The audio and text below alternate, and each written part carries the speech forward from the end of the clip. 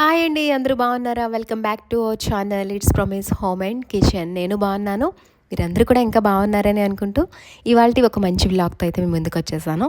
ఇక చూసారు కదా, ఈరోజైతే ఈవినింగ్ వ్లాగ్ స్టార్ట్ చేశాను.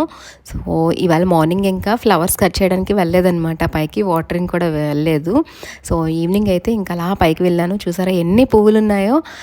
గులాబీలు అయితే ఇప్పుడు నాటు గులాబీలు చెట్టు పెట్టాను కదా, ఇది మొక్క పెట్టి 1 మంత్ అవుతుంది. బాగా అయితే ఇప్పుడు మొగ్గలు వచ్చాయన్నమాట. ఆ తర్వాత ఈ బ్రైట్ మంచి లెమన్ ఎల్లో అనమాట, అది కూడా బాగుందని చెప్పేసి చిన్న మొక్క అయితే పెట్టాను. 2 మంత్స్ అవుతుంది, ఇప్పుడు అవి కూడా మొగ్గలు బాగా వస్తున్నాయి. అండ్ ఈరోజు అయితే చిన్న హార్వెస్టింగ్ చేస్తున్నాను అనమాట. చెట్టుకి టమాటాస్ అన్నీ కూడా బాగా పళ్ళైపోయాయి. సో ఏవేవైతే పండిపోయాయో అవన్నీ కూడా కట్ చేసేస్తున్నాను.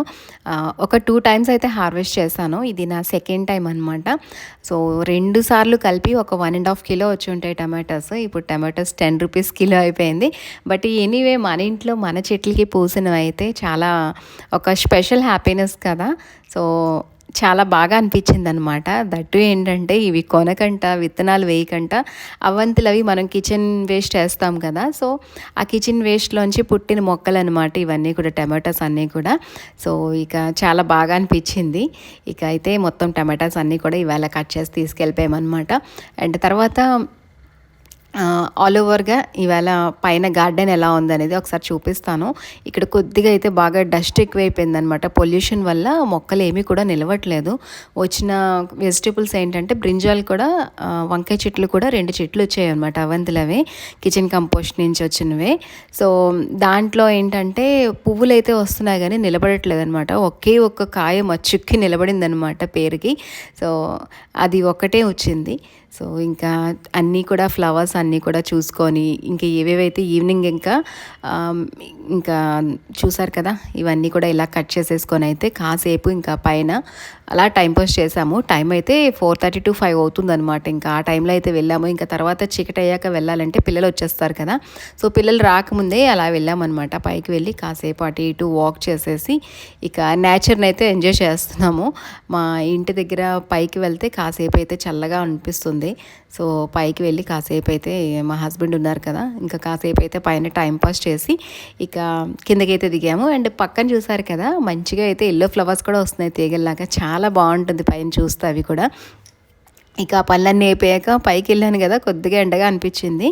సో ఇప్పుడు ఏంటంటే మన బాడీ సమ్మర్ స్టార్ట్ అయింది కాబట్టి బాడీ డీహైడ్రేషన్ అనేది ఎక్కువ అవుతుంది కదా. సో అందరికీ కూడా మళ్ళీ క్లైమేట్ చేంజింగ్ వల్ల థ్రోట్ ప్రాబ్లమ్స్, ఎందుకంటే ఒకేసారి మనం చల్లగా ఉండి ఎండలోకి వెళ్తున్నాం కాబట్టి అందరం కూడా ఏసీస్ అవి ఆన్ చేసేసుకుంటాము. సో ఒక్కసారి టెంపరేచర్ అనేది చేంజ్ అవ్వడం వల్ల అందరికీ కూడా మళ్ళీ బ్యాక్ టు బ్యాక్ ఏంటంటే చిన్న చిన్న throat infections and Colts, fevers ఇలాంటివన్నీ కూడా వస్తాయి.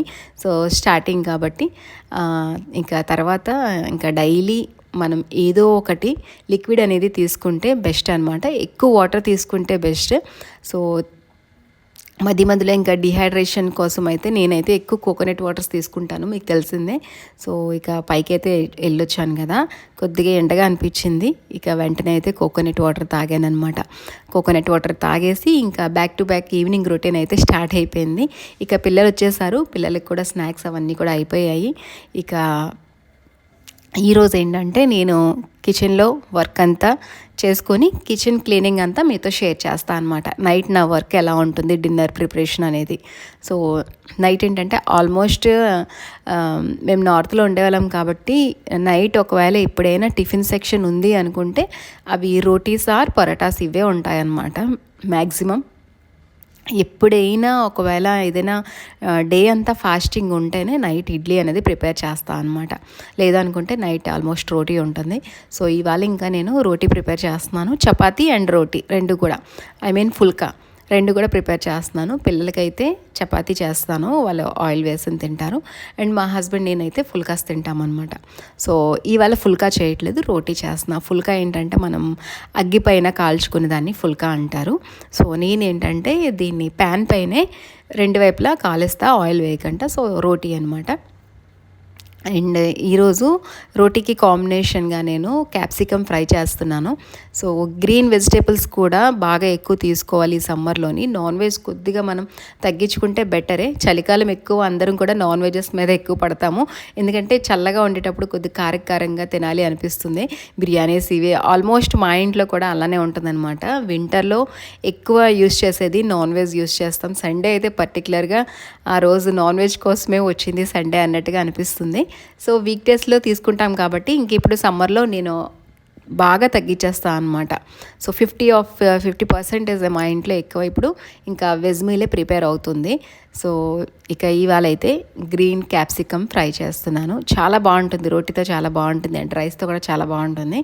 దీనికి ఏంటంటే కొద్దిగా ఎక్కువ ఆయిల్ అనేది కొద్దిగా ఎక్కువ పడుతుంది. అండ్ మనం క్యాప్సికమ్ ఎంత తీసుకుంటున్నామో, నేను ఇక్కడ 1/2 కిలో క్యాప్సికమ్ తీసుకున్నప్పుడు ఒక 1/2 కేజీ ఆనియన్స్ దగ్గర తీసుకొని ఫ్రై చేసుకుంటే చాలా బాగుంటుంది అనమాట.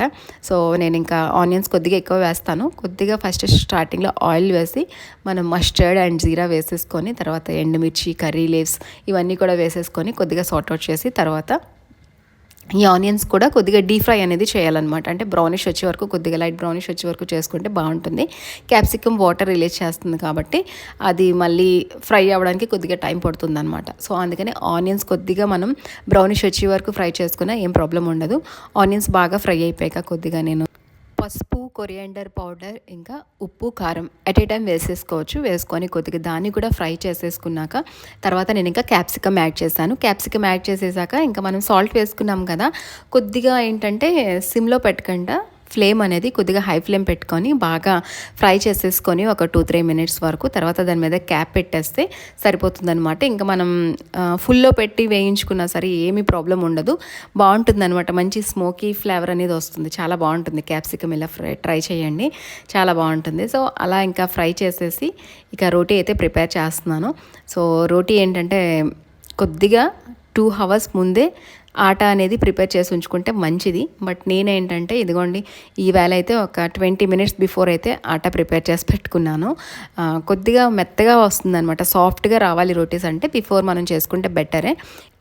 ఇక వెంటనే చేసుకుని తింటేనే బాగుంటుంది రోటీ కూడా. సో నేను ఇంక ఈవేళ వెంటనే పిల్లలకైతే సర్వ్ చేసేద్దాం అనుకుంటున్నాను. ఈవినింగ్ పిల్లలకి ఈవేళ ఓన్లీ జ్యూస్ ఒకటే ప్రిపేర్ చేసి ఇచ్చాను అనమాట. సో ఎర్లీగా డిన్నర్ అనేది ప్రిపేర్ చేసి వాళ్ళకి పెట్టేస్తున్నాను, అందుకే వేడివేడిగా చేసి పెట్టేస్తున్నాను. హాట్ డిష్లో ఈవేళ ఇంకా నేను ఎటువంటి క్లాత్ కానీ లేదంటే టిష్యూ పేపర్స్ కానీ యాడ్ చేయలేదన్నమాట. సో ఇవాళ అయితే మా డిన్నర్ ప్రిపరేషన్ అయితే ఇలా అనమాట. పిల్లలకి ఇంకా సలాడ్ ఒకటి కట్ చేసి అయితే ఇచ్చేసాను. అండ్ సలాడ్ ఆల్మోస్ట్ మనం సమ్మర్లో సలాడ్ అనేది తీసుకుంటే చాలా మంచిది, బాడీ డీహైడ్రేషన్ అనేది అవ్వదు. Onions and capsicum, beetroot, carrot ఇలాంటివి మనం సలాడ్లో తీసుకుంటే చాలా బాగుంటుంది. కొద్దిగా lemon and pepper, black pepper ఒకటి యాడ్ చేసి కొద్దిగా మనం బ్లాక్ సాల్ట్ వేసుకున్న ప్రాబ్లం లేదు, లేదంటే మన దగ్గర ఏ సాల్ట్ ఉంటే ఆ సాల్ట్ యాడ్ చేసుకొని కొద్దిగా మనం సర్వ్ చేసుకుంటే బాగుంటుంది. ఒకవేళ ఇష్టం ఉండే వాళ్ళైతే కొద్దిగా మనం ఆవ నూనె ఉంటుంది కదా, ఆవ నూనె వేసుకున్న బాగుంటుంది అనమాట. ఒక్కొక్క సలాడ్స్కి అలా ప్రిపేర్ చేసుకోవాలి. సో ఇక సలాడ్ ప్రిపేర్ చేసేసి పిల్లలకి ఇచ్చేసి తర్వాత మళ్ళీ మాకు రోటీ అనేది ప్రిపేర్ చేస్తాను అనమాట. ప్రిపేర్ చేసేసి ఇంకా అందరికీ కూడా డిన్నర్ పెట్టేశాక నేను వెజల్స్ బ్యాక్ సైడ్ వాష్ చేస్తాను. నిన్న ఒక కామెంట్ వచ్చింది నాకు, మీరు ఈ షింక్లోని పైప్ పెట్టారు కదా, అంటే ఆరో వాటర్ పైప్ ఒకటి కింద వస్తుంది కదా, దాన్ని ర్యాప్ చేసి పెట్టుకోండి, తర్వాత ప్రాబ్లం ఉండదు వెజల్స్ వాష్ చేసినప్పుడు అన్నారు. థ్యాంక్ యూ వెరీ మచ్ అండి. బట్ మీరు నా కొత్త సబ్స్క్రైబర్ అయ్యి ఉంటారు. నేనైతే ఆల్రెడీ చెప్పాను కదా, ఇక్కడ ఏ వెజల్స్ కూడా ఇంట్లో నేను వాష్ చేయను అనమాట, క్లీనింగ్ చేయను. మొత్తం అన్నీ కూడా బయట నా యూటిలిటీలో వాష్ చేసుకుంటా. Only vegetable cleaning and hand wash, kitchen cleaning మాత్రమే అలా ఉంటుందన్నమాట. ఎప్పుడైనా దేవుడివి. ఇక మీదట నేను షింక్ ఎప్పుడు కూడా లోపల యూజ్ చేయను అనమాట, ఎంగిలి అనేవి పడనివ్వను. ఎందుకు అంటే నాకు ఆప్షన్ ఉంది కాబట్టి, యూటిలిటీ ఉంది కాబట్టి. ఒకవేళ ఇన్ కేస్ యూటిలిటీ లేకపోతే మీరు చెప్పింది చాలా మంచి సజెషన్, నీట్గా ర్యాప్ చేసి పెట్టుకుంటే వాషింగ్ అనేది సరిపోతుంది. లేదు అనుకుంటే డైలీ మనం క్లీన్ చేసినప్పుడు కొద్దిగా ట్యాప్ అనేది యూజ్ చేసుకున్నాక పైకి పెట్టుకున్నా సరిపోతుంది. థ్యాంక్ యూ వెరీ మచ్ అండి. ఇలా కామెంట్స్ చేస్తూ ఉంటే మనకి కూడా డౌట్స్ అనేవి క్లియర్ అవుతూ ఉంటాయి అండ్ మీకు కూడా నేను ఆన్సర్ ఇచ్చినట్టుగా అనిపిస్తుంది. సో ఇక అంతా అయిపోయాక ఆల్ ఓవర్ వెజిటబుల్స్ కటింగ్ చేసినవి వెంటనే చాప్ చేసినవన్నీ కూడా నేను క్లియర్ చేసేసాక ఇంకా కిచెన్ చూసారు కదా, నాన్ వెజ్ ఏది ఉండదు కాబట్టి నీట్గా అయితే ఇలా వైప్ చేసి ఒక్కసారి క్లీన్ చేసేసుకుంటా. అయితే ఇది నా డైలీ రొటీన్ అనమాట. నైట్ బిఫోర్ నేను పడుకునే ముందు కిచెన్ అంతా ఇలా నీట్గా పెట్టుకొని వెళ్తాను. అండ్ మార్నింగ్ లేచిన వెంటనే నాకైతే లంచ్ బాక్స్ ప్రిపేర్ చేయడానికి చాలా ఈజీగా ఉంటుందన్నమాట. సో ఇదేనండి నా డైలీ నైట్ రొటీన్ అయితే ఇలానే ఉంటుంది. సో ఇవాల్టి వ్లాగ్ ఎలా అనిపించిందో మర్చిపోకుండా కామెంట్ చేసి చెప్పండి. అండ్ మీరు చేసిన కామెంట్స్ నాకు చాలా మోటివేషన్ సపోర్టివ్గా అనిపిస్తుంది.